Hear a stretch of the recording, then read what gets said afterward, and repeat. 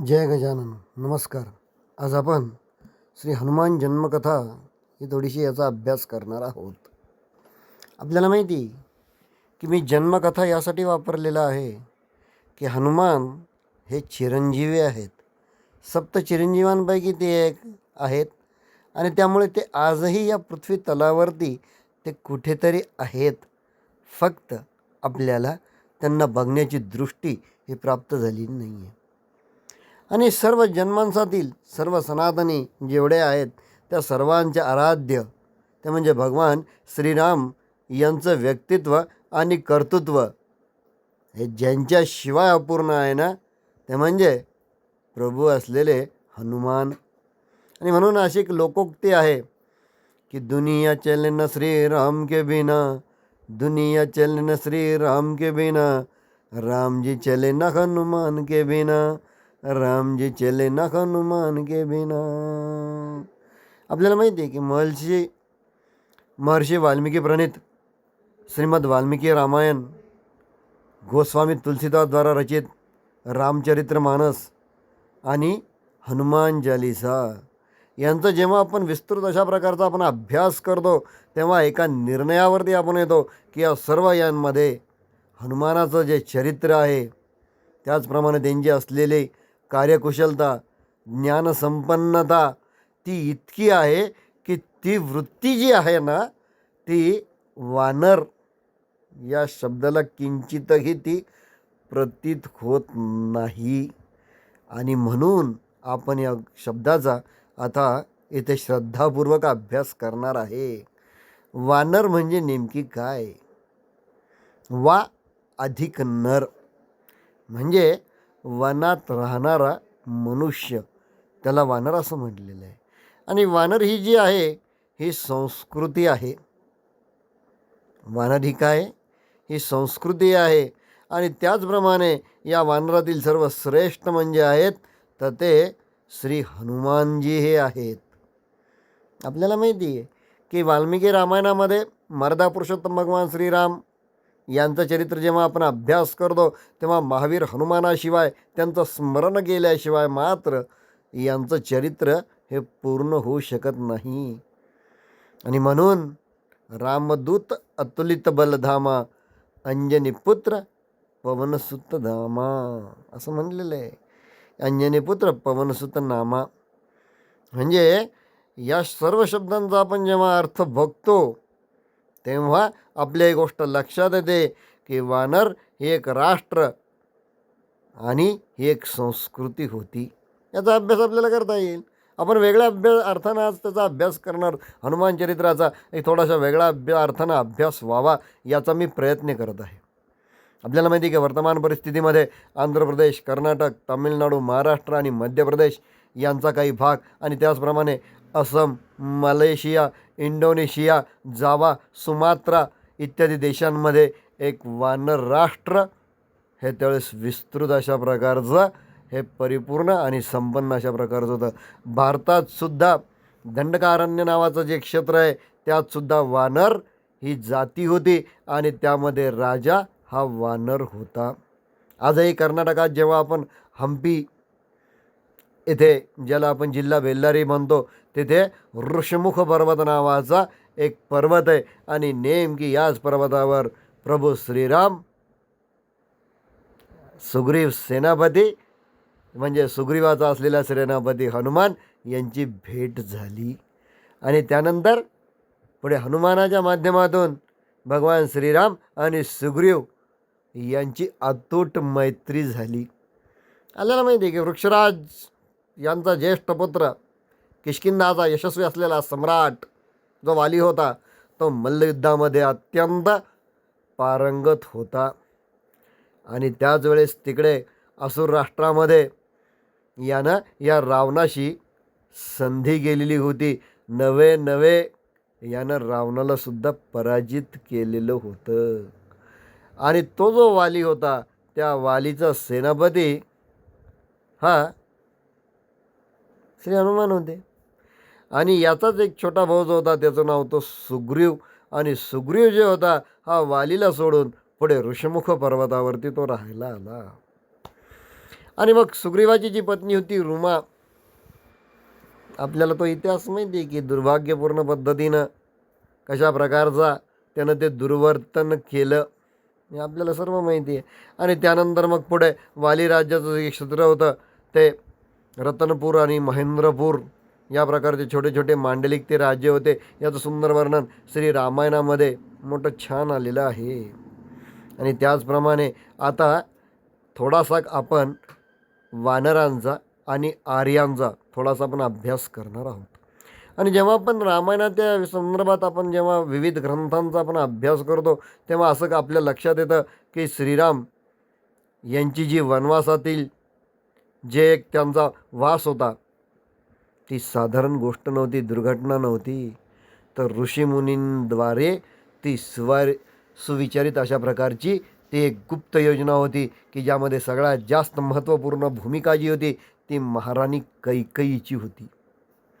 आणि म्हणून महर्षी अगस्त्य ऋषी आणि आर्य व वानर या राष्ट्रांची संधी करून असुरांवरती विजय प्राप्त करण्याची ही संधी होती. आपल्याला माहिती आहे की मुनी विश्वामित्र आणि महर्षी वसिष्ठ हे दोघांनी आपसापसातील जे त्यांचे मतभेद होते ते विसरून त्यांनी भगवान श्रीराम यांना तयार केलं आणि विश्वामित्र यांच्या आश्रमामध्ये आणण्यासाठी मात्र त्यांनी प्रयत्न केला. ही सर्व कथा आपल्याला मी यासाठी सांगतोय की थोडीशी हनुमानाचा चरित्राचा अभ्यास करत असताना याही चरित्राचा थोडासा अभ्यास व्हावा हा माझा उद्देश आहे. की वृक्षराज पर्वत याचा सम्राट जो होता तो वाली आणि त्याच्याच राज्याच्या अंतर्गत जे त्याचे कोणी मांडलिक होते म्हणजे रतनपूर यातील जो मांडलिक होता त्याचा शालक प्रल्हाद विद्याधर हा होता. त्याची पत्नी ही केतुमती होती आणि त्यांचा ज्येष्ठ पुत्र जो होता त्याचं नाव होतं पवन. आणि याचा विवाह त्याच क्षेत्रातील जे महेंद्रपूर होतं त्या राज्याचा जो मांडलिक होता राजा कुंजर याची पत्नी अंजना ही होती. आपल्याला माहिती की ज्याप्रमाणे आपण भगवान श्रीकृष्णांच्या चरित्राचा अभ्यास करतो त्यावेळेस आपल्याला माहिती आहे की द्वापर युगामध्ये भगवान श्रीकृष्ण आणि रुक्मिणीजींनी विवाहानंतर 12 वर्ष कठोर ब्रह्मचारीची साधना केली आणि फलस्वरूप काय झालं तर प्रद्युम्न नावाचा अत्यंत संस्कारयुक्त आणि तेजस्वी असं पुत्ररत्न त्यांना प्राप्त झालं. आणि त्याच प्रकारचं या दंपतींनी 12 वर्षापर्यंत ब्रह्मचर्य पालन केलं आणि त्यानंतर चैत्र पौर्णिमा, भौमवासर, चित्रा नक्षत्र, मेष लग्न या योगावरती एक त्यांना पुत्र झाला, त्याचं नाव होतं हनुमान. त्याचप्रमाणे हनुमानाचे जे वडील होते त्यांना केसरी असं सुद्धा म्हणत. आणि म्हणून की काय ते केसरी नंदन ते होते. यानंतर वज्रासारखं बलिष्ठ शरीर असल्यामुळे वज्रांगी असं सुद्धा म्हणत. आणि म्हणून की काय या शब्दाचा पुढे पुढे अपभ्रंश होत बजरंग बली हे नाव होऊन गेलं. आणि पवन याचाच पर्यायी वाचक शब्द वायू होऊन वायुपुत्र व मरुतपुत्र म्हणून की काय मारुती नंदन. आणि त्यानंतर आपल्याला माहिती आहे की ज्याप्रमाणे ते सूर्याला पुढे गिळायला गेले आणि त्यानंतर मग जसं इंद्राने वज्र सोडलं ते हनुवटीला लागलं आणि म्हणून मग पुढं त्यांना हनुमान हे नाव पडलं. आणि म्हणून याच्यामध्ये एक मोठी सुंदर अशा प्रकारची ओवी आलेली, कोणही जानत है जग में कपी संकटमोचन नाम तिहारे. संकटमोचन कपी श्रेष्ठ असं त्यांना म्हटलेलं आहे. आणि म्हणून हनुमानाचे जे वडील होते पवन यांचं पूर्ण शिक्षण जे होतं ना ते अगस्त्य ऋषींच्या आश्रमात झालेलं होतं. आणि त्याच वेळेस बालक श्री हनुमान हे सुद्धा अगस्त्य ऋषी यांच्या आश्रमात जात आणि तिथेच त्यांची उच्च शिक्षा, दीक्षा आणि युद्ध कौशल्य यांनी प्राप्त करून घेतलं. आणि अशाच प्रकारचं वर्णन वाल्मिकी रामायणात सुद्धा आलेलं आहे. त्याचप्रमाणे ऋग्वेद, सामवेद, यजुर्वेद, अथर्ववेद यातील त्याचप्रमाणे संस्कृत भाषा व्याकरण यामध्ये सुद्धा त्यांनी कुशल झाले. आणि एवढंच नाही तर हनुमान हे मल्लयुद्ध यामध्ये सुद्धा म्हणजे गदायुद्ध ज्याला आपण म्हणतो त्याप्रमाणे सुद्धा ते प्रवीण झाले, तरबेज झाले. यानंतर 4 वेदांचं अध्ययन त्यांचं पूर्ण झालं. युद्ध कौशल्यामध्ये प्रावीण्य त्यांनी मिळवलं आणि ब्राह्मण आणि क्षत्रिय वर्ण अशा प्रकारचं एक समयवच्छेदे करून मग त्यांचं एक व्यक्तिमत्व तयार झालं. पुढं हनुमानाचं आपण एका वेगळ्या पद्धतीनं आपण चरित्र बघणार आहे, ते म्हणजे कुशल सेनापती झालं आहे. मग ते सुग्रीवासोबत आले.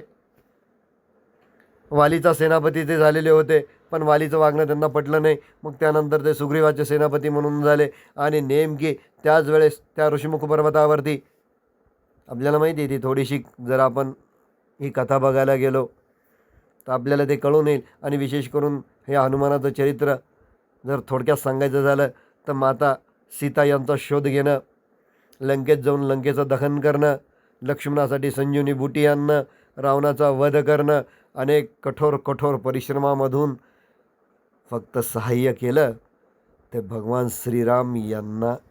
आणि म्हणूनच म्हटलेलं आहे, दुनिया चलन श्रीराम के बिना, रामजी चले ना हनुमान के बिना. सेवकाची ती असलेली प्रभुता आणि प्रभूचा असलेला तो प्रिय सेवक. आणि म्हणून की काय, आजही जेव्हा जेव्हा जिथे जिथे रामायण चालू असतं तिथे तिथं भगवान हनुमान हे उपस्थित असतात. आपल्याला माहिती आहे की वृक्षराज यांना 2 पुत्र होऊन गेले. एक वाली होता आणि दुसरा सुग्रीव होता. वालीवाची पत्नी जी होती ती सुषेण वैद्याची पुत्री तारा आणि तिचा पुढं असलेला पुत्र अंगद. पण सुग्रीवाची जी पत्नी होती तिचं नाव होतं रुमा. वाली किष्किंध्याचा शक्तिशाली राजा आणि सुग्रीव युवराज अशा दोन्ही रूपामध्ये हे त्यांचं युद्ध सांभाळत. आणि म्हणून रामायणामध्ये अनुसार एक कथा छान आलेली आहे की एक मायावी व दुंदुभी असे 2 असुर भाऊ होते. महिषरूपी असुर होते. त्यांना दंभ होता. आणि मग त्यांनी किष्किंधेला जाऊन यांना ललकारलं. आणि आपल्याला माहिती आहे की वालीमध्ये कोणती शक्ती होती. जो त्या वालीशी युद्ध करायला जात तेव्हा त्याच्यातली निम्मी शक्ती वालीमध्ये येत.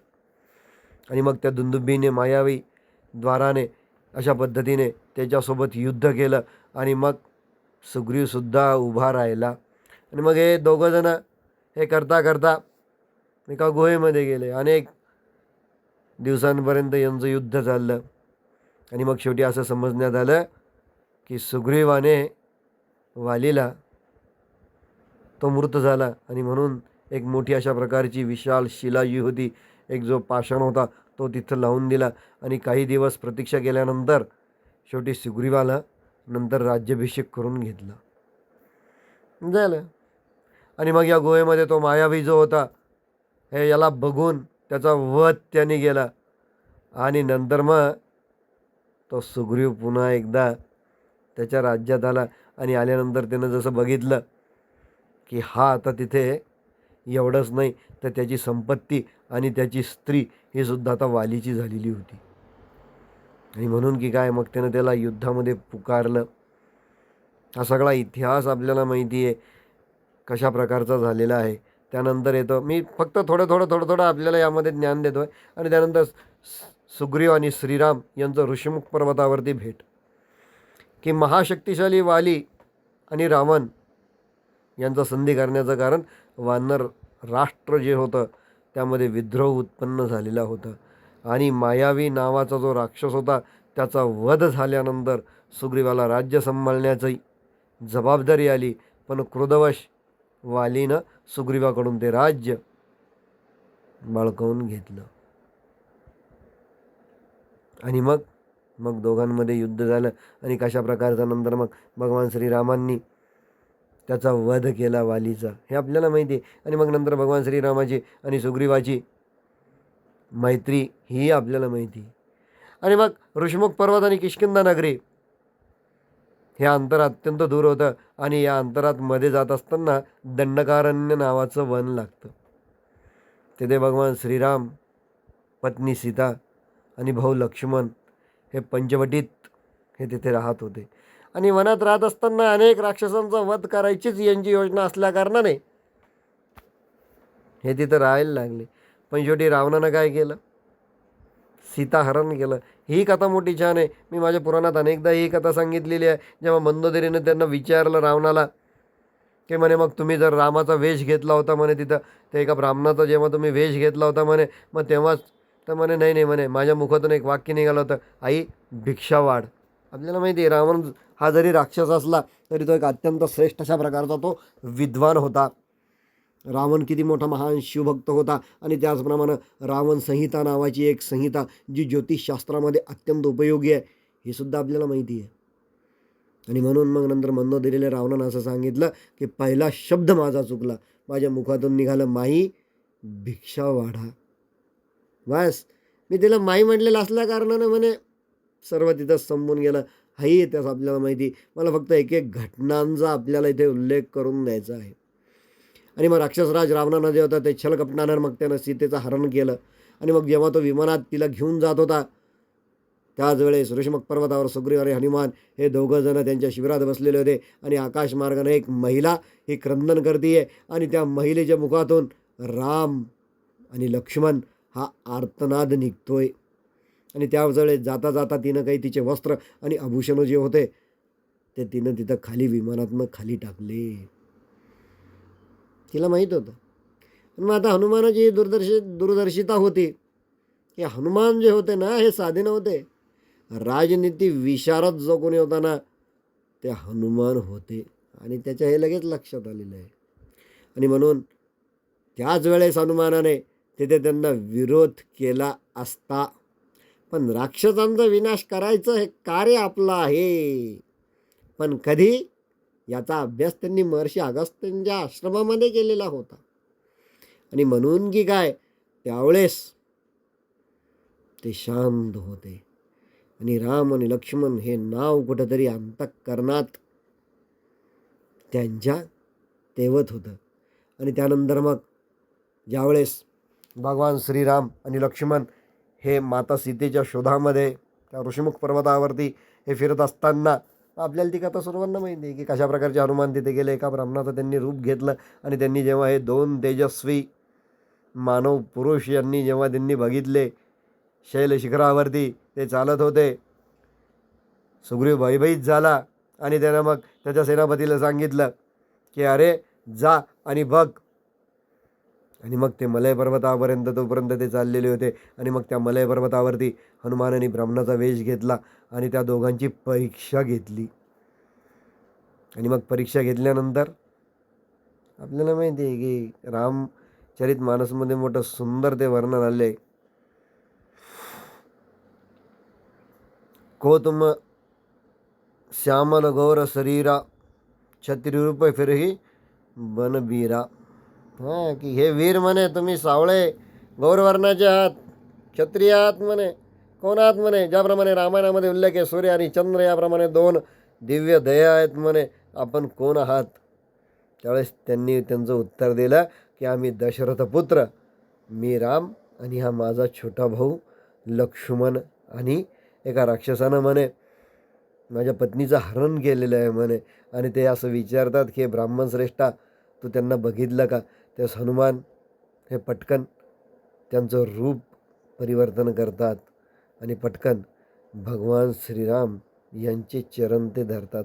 आणि अत्यंत हनुमान त्यावेळेस सद्व्यवहार, विनम्रता आणि मधुर अशा प्रकारचं संभाषण त्यांच्यासोबत ते करतात. आणि त्यावेळेसच मग राम लक्ष्मणाला सांगतात बघ म्हणे यालाच म्हणतात कुशल राजनीतिज्ञ कसा असतो. त्यावेळेस ते त्याला सांगतात. आणि त्यानंतर मग या दोघांना घेतात, ओळखतात, खांद्यावर बसवतात. पुन्हा तिथे सुग्रीवाच्या जी शिबिर असतं त्या शिबिरामध्ये ते त्यांना आणतात. आणि त्यानंतर मग या ऋषिमुख पर्वतावरती वानरराव सुग्रीव आणि या दोघांची मैत्री होते. मोठं सुंदर वर्णन आलं. पावक साखी देई करी जोरी प्रीती दृढाई. मग दोघांची नंतर तिथे प्रीती होऊन गेली. दोघांचं एकमेकांवरती मन येऊन गेलं. आणि मग त्याने असं सांगितलं की तुम्ही आता एकटे नाही आहे, हा सुग्रीव हा सुद्धा तुमच्यासोबत आहे. आपण सर्वजण मिळून आता माता सीतेचा आपण शोध घेऊ. गगनपंत देखी मै जाता परवस परी बहुत बिल पाता. राम राम हा राम पुकारी खमही देखी दिनहु पटदारी. मांगा राम तुरत तेही दीना पट उर लाई सोचत किती कान्हा. आपल्याला माहिती हे सर्व त्यांनी मग त्याचे चरित्र होतं ते त्यांना सांगितलं. आणि यानंतर मग सुग्रीवानेही त्यांना अशा प्रकारचं वचन दिलं की तुम्ही आता एकटे नाही आहेत, आम्ही सुद्धा तुमच्या सोबत आहे. झालं.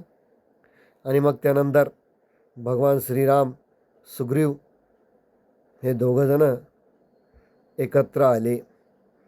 आणि म्हणून मग त्यानंतर ते सुग्रीव जे आहेत ते हनुमानाला सांगतात की तुझं व्यवहार, तुझी कुशलता, तुझं कर्तव्यपरायणता हे अत्यंत दृढ आहे आणि माझा तुझ्या शब्दावरती विश्वास आहे. आणि मग अशा प्रकारे मग आता या दोघांचं सुरू होतं. त्यानंतर वाल्मिकी रामायणामध्ये जे 6वा आणि 5वा आणि 6वा कांड जे आहे त्यामध्ये मोठं सुंदर बालकांडामध्ये याचं वर्णन केलेलं आहे. कशा प्रकारचं हनुमानाचं चरित्र आहे त्याचं वर्णन केलेलं आहे. हे हनुमान जे होते ते अहंकार शून्य आणि कर्मामध्ये मात्र अनुपम सौंदर्य त्यांचं होतं. कवनसो काज कठीण जग माही, जो नाही होई तात तुम पायी. बरोबर आहे की हनुमान जो होता त्याला त्याच्या शक्तीचं भान होतं. रामकाज किने बिना मोही कहा विश्राम, असं ते चरित्र होतं. आणि मग याही परिस्थितीमध्ये आपल्याला माहिती आहे की हनुमानांना अष्टमहासिद्धी प्राप्त झालेल्या होत्या. आणि म्हणून की काय त्यांचं व्यक्तिमत्व जर आपल्याला बघायचं असेल तर ते यामध्ये मोठं सुंदर सांगितलेलं आहे. सूक्ष्म रूप धरी सिंह दिखावा, बिकट रूप धरी लंक जरावा, भीमरूप धरी असुर संवारे, रामचंद्र के काज संवारे. हनुमान चालीसा मोठं छान वर्णन केलेलं आहे त्यामध्ये त्यांनी. आणि मग सीतामातेचा शोध घेण्यासाठी आता जास्त जर कधी सांगितलं तर तुम्ही असं म्हणाल की आता हे रामायण सांगू लागले. आणि मग त्यानंतर मग या सर्वांची भेट होती, सुग्रीव जांबुवंत या सर्वांची भेट होती. आणि त्यानंतर मग ते पुढे पुढे चालत चालत समुद्रतटापर्यंत येतात. मग मध्ये त्यांना जटायू भेटतो. जटायूला कुठल्या प्रकारची सिद्धी, त्याची जी दृष्टी असते ती अत्यंत विशाल दूरचं बघण्याची ती असते. आणि मग तो सांगतो की मी त्याला विरोध करण्यासाठी जेव्हा गेलो तेव्हा त्याने माझे पंख कापले आणि मी थासा पडलो आणि मी लांबचं बघू शकतो. आणि मग त्यानं असं सांगितलं की ते विमान हे त्या दिशेला गेलेलं आहे, हे समुद्राच्याही पलीकडे गेलेलं आहे, जिथे श्रीलंका आहे तिथपर्यंत.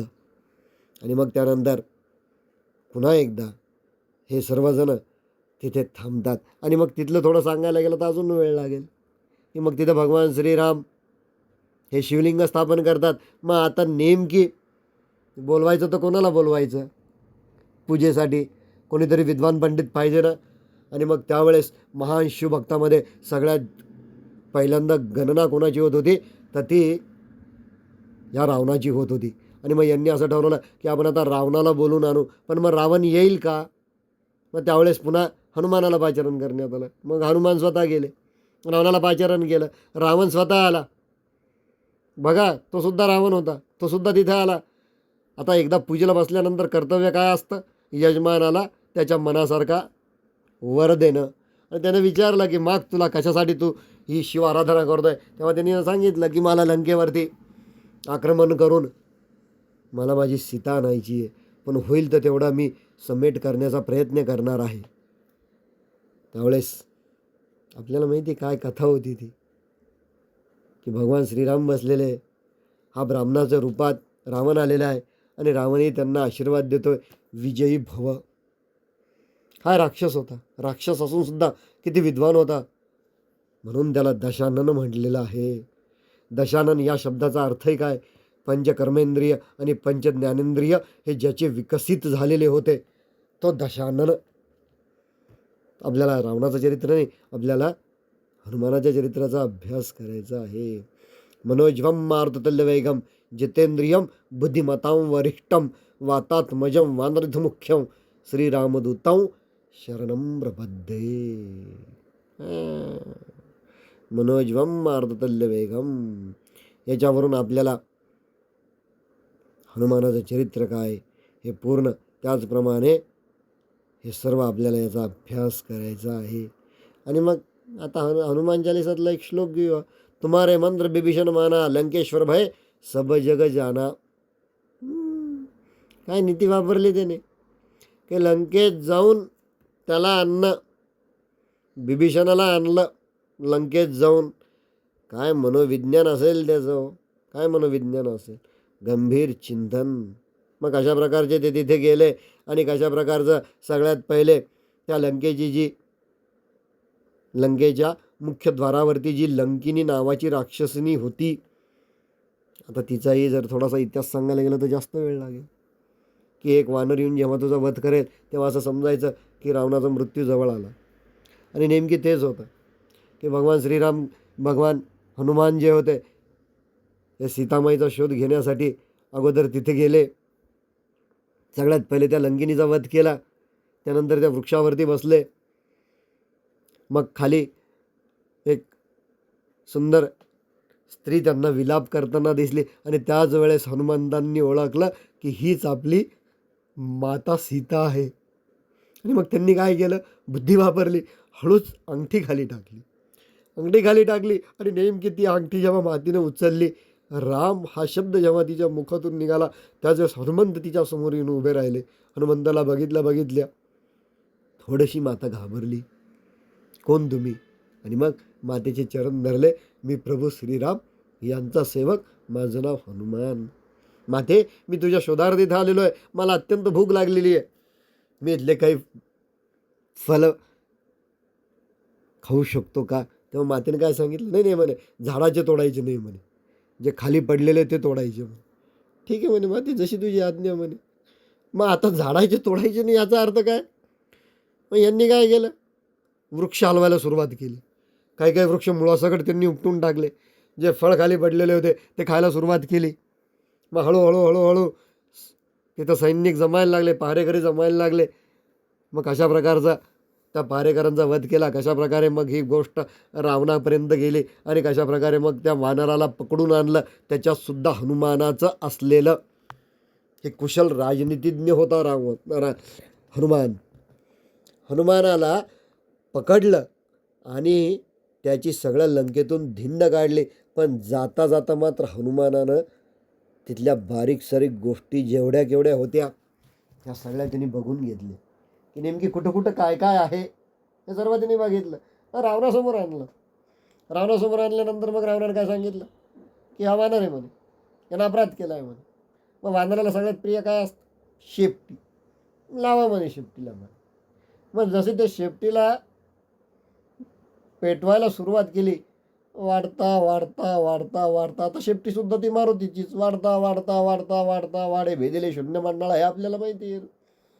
रामदास स्वामींनी जी त्यांची स्तुती केलेली, शेपटी वाढवत गेले. आला वस्त्र मंत्र्यांच्या अंगावरचे घेतले, सगळे तिथले असलेले पडदे घेतले, सगळे वस्त्र. मग अजून गावाला ते सगळे वस्त्र आणले, ते शेपटीला गुंडाळले, त्याच्यावरती तेल टाकलं आणि मग ती पेटवून दिली. आणि जशी ती पेटवली तसं जे जखडात बांधलेले होते शरीर अत्यंत विशाल काय केलं आपल्याला माहिती. अत्यंत सूक्ष्म आणि अत्यंत विशाल हीच तर मुख्य सिद्धी होती त्यांच्याकडे. आणि त्यानंतर मग यांनी तिथून उडी घेतली, जय श्रीराम म्हणून सगळ्या साखळदंड तुडले. मारुतीने एक झेप घेतली.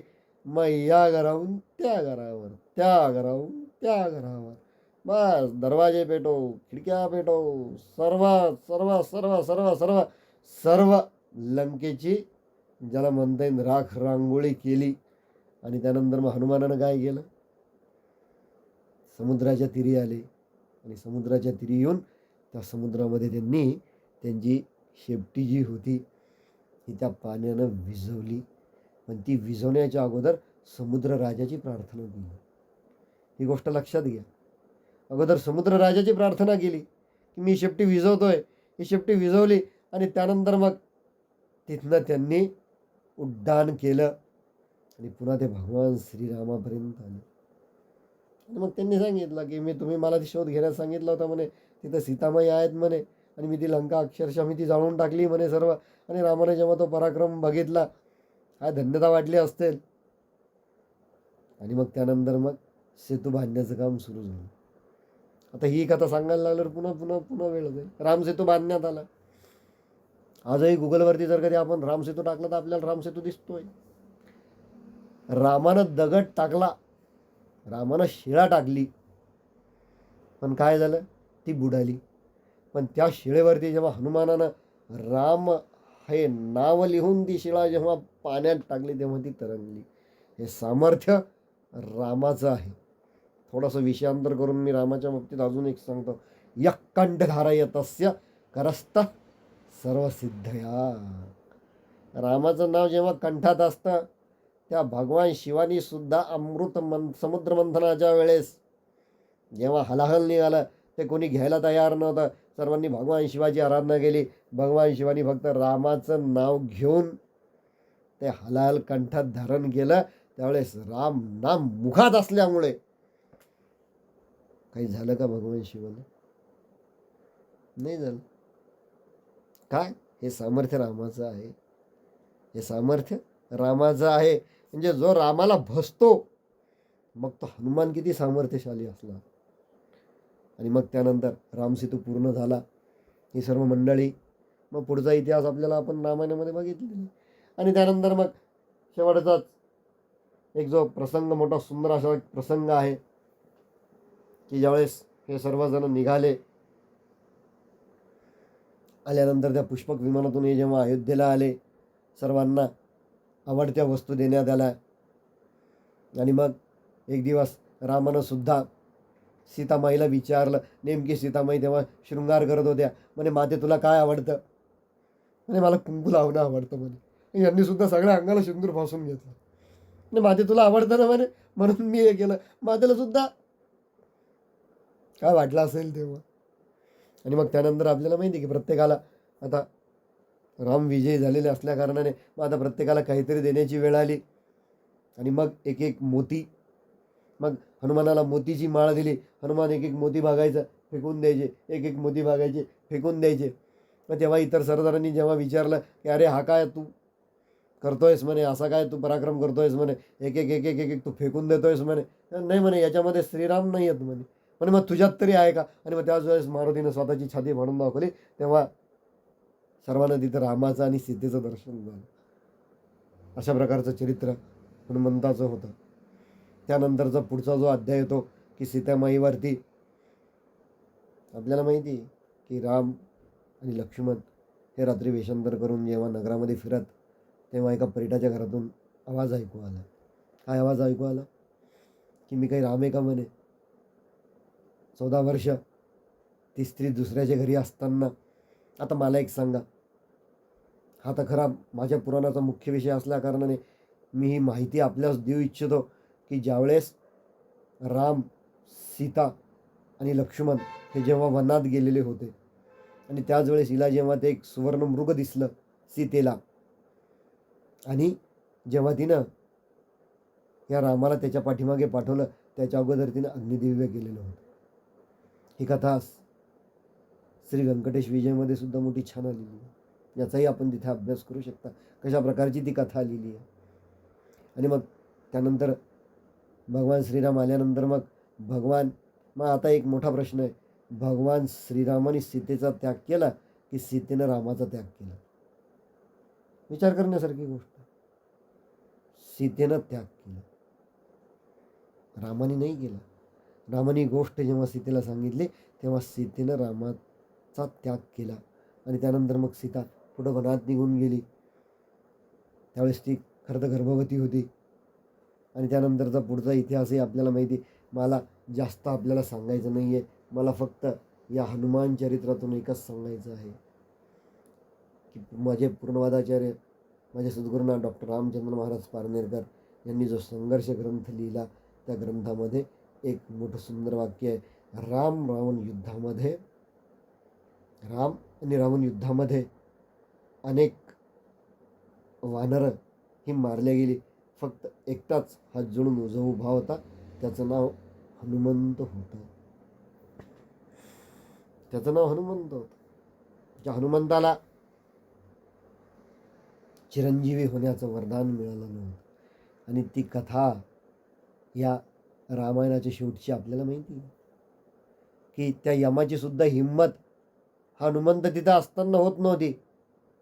आणि भगवान श्रीरामांना सांगायचं होतं की तुमचा आता अवतार संपण्याची वेळ आलेली, पण जोपर्यंत हनुमंत इथं आहे म्हणे तोपर्यंत मी काही करू शकत नाही. आणि मग त्याच वेळेस त्या यमाने एका ब्राह्मणाचं रूप घेतलं आणि आतमध्ये तेव्हा काय झालं, दुर्वास ऋषी आणि रामचंद्र यांचं संभाषण चालू होतं. राम आणि यम यांचं संभाषण झालं होतं आणि दुर्वास ऋषी आले आणि मग लक्ष्मणाला सांगितलं, दुर्वास ऋषींनी, जा म्हणे रामाला सांग मी आलोय. आता दुर्वास ऋषी, बरं माहिती आहे आपल्याला ते किती शीघ्रकोपी होते, पण रामाचं आणि यमाचं संभाषण चालू असताना रामानं सुद्धा लक्ष्मणाला सांगितलं होतं कोणाला मध्ये पाठवू नको, कोणी आलं तर खबरदार म्हणे. आणि मग नेमकी त्याच वेळेस इकडं आड तिकडं वीर लक्ष्मण गेले आणि मग लक्ष्मणानं सांगितलं त्यांना. आणि त्याच वेळेस इकडं यमाने सुद्धा रामाला सांगितलं की तुमची आता अवतार संपवण्याची समय आलेला आहे. आणि त्याच वेळेस मग दुर्वास ऋषी आतमध्ये आल्यामुळे राम क्रोधित झाले आणि सांगितलं की मी तुला अगोदरच सांगितलं होतं मी त्याला मृत्यूदंड देईल म्हणून, जो कोणी आतमध्ये येईल. मग त्यावेळेस लक्ष्मणाने त्यांचं अवतार कार्य संपवलं. आणि त्यानंतर मग या सर्वांची भेट झाली, यम निघून गेले. मग आता हनुमंताला कसं समजून सांगायचं. आणि त्याच वेळेस मग यांनी रामानी एक गोष्ट केली. त्यांचा जो महाल होता त्या महालामध्ये मधोमध एक अशी, ज्याला आजच्या भाषेत म्हणता येईल, एक चीर होती. आणि त्या चिरेमध्ये त्यांनी त्यांची अंगठी टाकली आणि हनुमंताला बोलवलं की तू ये म्हणे, हे बघ म्हणे इथं खाली माझी अंगठी पडली म्हणे, तू सूक्ष्मरूप घेऊ शकतोस म्हणे, जाऊन माझी तू तेवढी अंगठी घेऊन ये. आणि मग हनुमानसुद्धा तिथे त्यांचं सूक्ष्मरूप घेतात आणि खाली जातात. जातात जातात जातात जातात जातात तोपर्यंत वरती इकडं भगवान श्रीराम हे त्यांचं अवतार कार्य संपवून देतात. हे खाली जातात जातात जातात जातात जातात आणि हे जेव्हा त्या मुख्य पाताळामध्ये जातात तेथे श्रीरामांच्या अनेक अंगठ्या तिथे पडलेल्या असतात. आणि मग तिथला जो सेवक असतो तो विचारतो, कशासाठी आला आहेस हनुमंता. आणि श्रीरामाची अंगठी पडलेली, पण इथं तर अंगठ्याच अंगठ्या आहे. आणि म्हणे प्रत्येक कल्पात श्रीराम होऊन गेले म्हणे, प्रत्येक कल्पात सीतामाई होऊन गेल्या म्हणे, प्रत्येक कल्पात लक्ष्मण होऊन गेला म्हणे. पण हनुमंता तू चिरंजीव आहेस म्हणे, तू पुन्हा आलाय म्हणे, तू खाली आला आणि तिकडं वरती रामाने त्यांचं अवतार कार्य संपवलं. आणि हे जेव्हा हनुमंताला कळालं तेव्हा एक मोठी गर्जना हनुमंताने केली, जय श्रीराम म्हणून. हनुमंत पुन्हा वरती आले. तोपर्यंत तोपर्यंत तोपर्यंत तोपर्यंत बोला पवन सुत हनुमान की जय, सियावर रामचंद्र की जय, पवन सुत हनुमान की जय, बजरंग बली की जय, जय जय रघुवीर समर्थ.